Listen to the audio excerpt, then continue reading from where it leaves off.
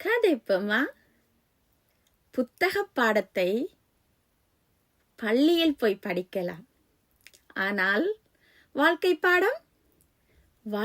பாடத்தை எங்களுக்கு கற்றுத்தாரதுக்கு கடவுள் 4 மனிதர்கள் மூலம்தான் எங்களுக்கு அதை கற்றுத்தருவார். 4 மனிதர்களை அனுப்புவார் வாழ்க்கை பாடம் நம்ம கற்றுக்கொள்றதுக்கு. அதனால நம்ம வாழ்க்கையில நடந்த